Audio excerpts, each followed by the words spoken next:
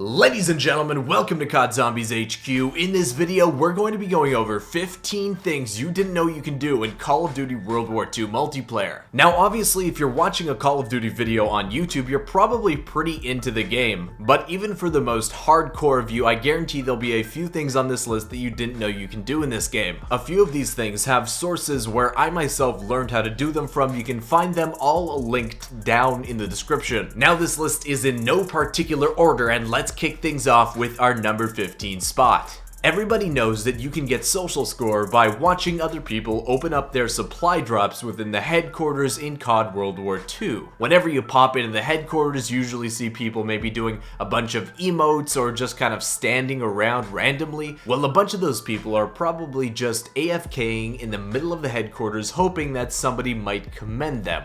There is a mechanic within the game that actually kicks players from the headquarters due to inactivity after a certain period of time. But recently, thanks to Grizz Zombies over on YouTube, it's been found that if you open up a supply drop and you stay on the screen where the items that you got from your supply drop are located, the game will not kick you for inactivity. Grizz mentioned this is a great way to earn extra social score. You want to sit on a supply drop that you might have got a heroic or a bunch of epic items or something like that that'll attract attention to you, thus increasing the chance that people will commend you while you aren't getting kicked from the game over a long period of time if you just want to AFK for a while. At our 14th spot, and I'm doing this one early because it's required for setting up a few other interesting things later down on this list. If you've been watching this channel for a while, you might know that you can get outside of the map on the headquarters, or more appropriately, you can play the headquarters in a custom game. There is some indication that the method everybody uses to get inside the headquarters for a custom game might be patched in the latest update. But on the chance that it isn't, you can find the method on how to do it written out in the description. One really interesting thing that you can do on the HQ map at our number 13 spot is you can actually slide just like you could in Black Ops 3 and Infinite Warfare within Call of Duty World War II. We all know that in COD World War II, sliding has been replaced by dolphin diving once again, but we can glitch the game out to make it reactivate the sliding mechanic that was never used in the final product. The way you do this is once you load into the custom headquarters, you want to have 1 or 2 enemy AI set on recruit with you. Once you've done that, you want to start taking down the AI until they eventually spawn with weapons. Once they do spawn with weapons, all you have to do is let them take you down. Then you want to hit the pause screen, go over to change your team. You can then change your team. When it asks you to pick a class, you want to back out of that menu, then go down and spectate an opponent. Once you spectate an opponent, then you can go back into your class selection and spawn in. When you spawn in, you should notice that you too now have no weapon. You can then walk over to the area where the AI took you down initially, pick up your weapon, and you can now slide just like you could in Infinite Warfare and Black Ops 3. One really interesting thing about this mechanic is it seems like it was supposed to be in this game, but it got cut late into development, as when you actually take down an enemy mid-slide, there is a secret medal that pops up, obviously not fully implemented in the game, that it rewards you for doing so. I've heard people speculate that this slide mechanic might be implemented into the game in the future as perhaps a unique basic training to enable slide instead of dolphin dive or something like that. But if you ever wanted to experience what sliding would be like instead of dolphin dive in COD World War II, now you can.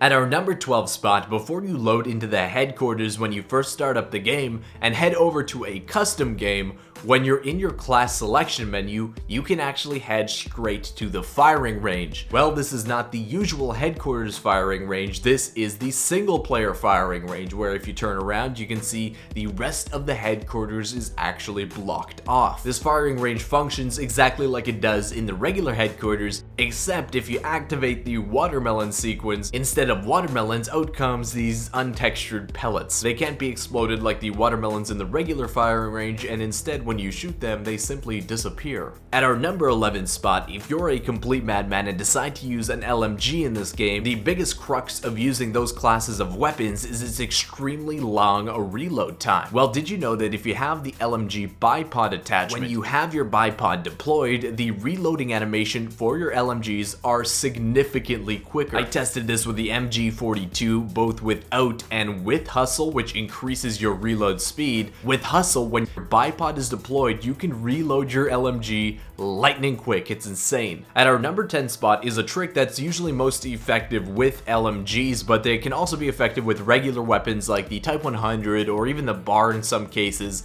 and that is the reload cancel. This tactic has kind of been a mainstay of FPSs for a while now, especially in Battlefield and even in Call of Duty 2, but essentially what happens is that while you're still in your reload animation, your active ammo or the ammo that's actually in your magazine gets put back to full before the actual animation for reloading finishes. We can cancel the rest of this reloading animation and get back to shooting our weapon quicker by switching to our secondary, then switching back to our primary right when you see the full ammo appear on your active ammo screen. This method is always effective on the LMGs in the game. It'll reduce your reload time significantly, and as for the rest of the weapons in the game, the ARs and the SMGs mostly, this will be effective, but usually only when you're conducting a full reload from a dry magazine, because those reloads tend to have an extra animation, usually cocking the weapon on top of that. The time it takes to have that little bit of extra reload animation can be heavily reduced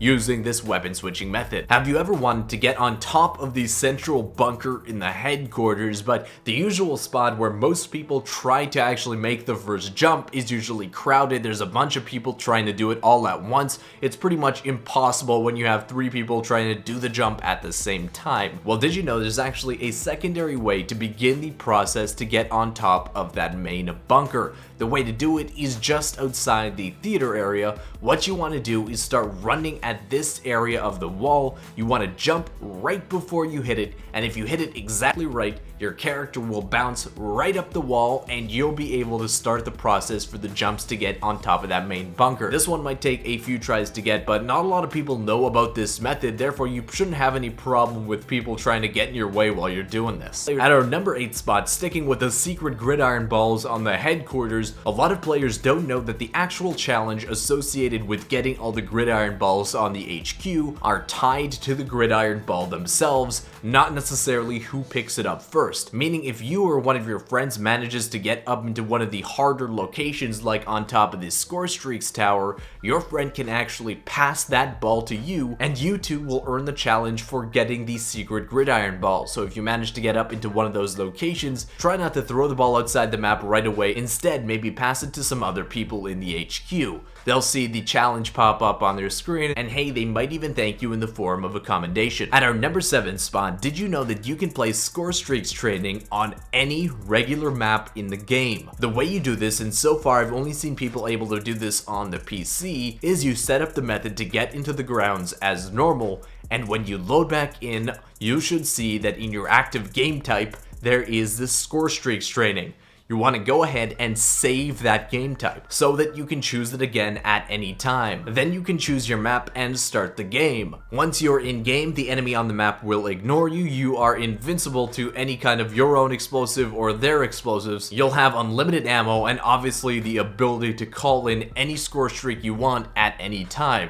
You can even invite your friends into this game. You have to invite them before you actually enter the actual matchup while you're in the lobby screen. Once they're in game, they will appear as either friendly or enemy. Their gamer tags won't pop up above their heads, and they too are also invincible. Though just a quick note, if you do decide to bring your friends in on the action, they won't have the ability to actually access the score streak menu. Only the host does. If they try it, their game's just gonna freeze up. At our number 6 spot, did you know that you can have any kind of weapon and class setup that you can make in a custom game appear in the public headquarters? To do it is really simple. You just have to be in the headquarters, go ahead and create a custom game with any kind of weapon or class setup you want, pop back into the headquarters, and you will now have the class for your custom game, not for your public matches. So if you're really low level, you've been grinding for a weapon like the bar and you haven't been able to get it yet, you can kind of trick your friends into thinking you got it early. You can even fire it off at the firing range in public HQ if you choose. Moving on to our number 5 spot, the amount of times I've been asked this in my videos is staggering, so I figured I'd include it on this list too. And that is, there are 2 secret multiplayer helmets you can earn in this game. game.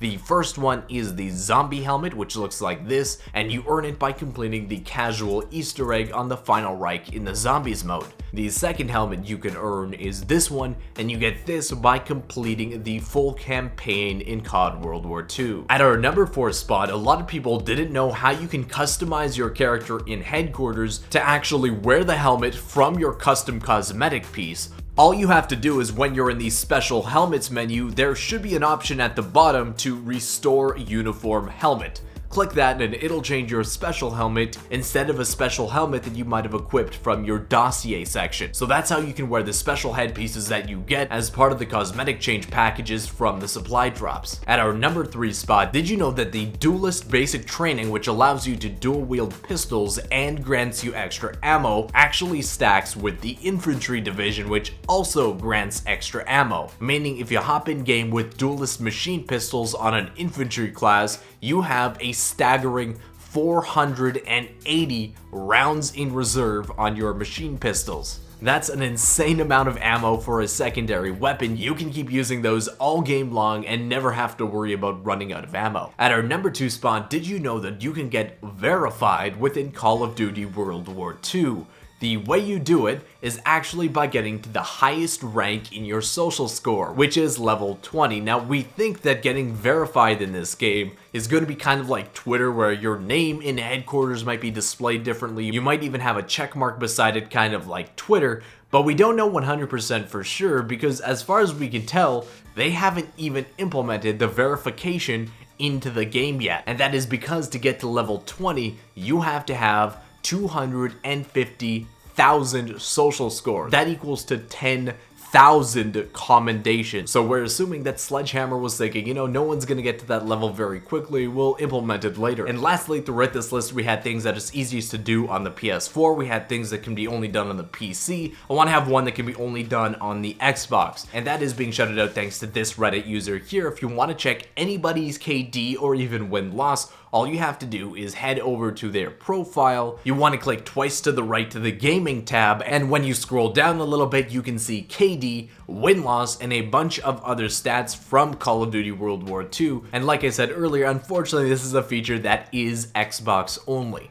Well, that wraps up our list today, guys, of 15 things you didn't know you can do in Call of Duty World War II. If there was something on this list that you learned you can do in this game, let me know what it is down in the comments. I want to thank you very much for watching today's video. If you enjoyed it, be sure to hit that thumbs up button, subscribe to the channel if you haven't already, and I'll see you with another Call of Duty World War II video tomorrow.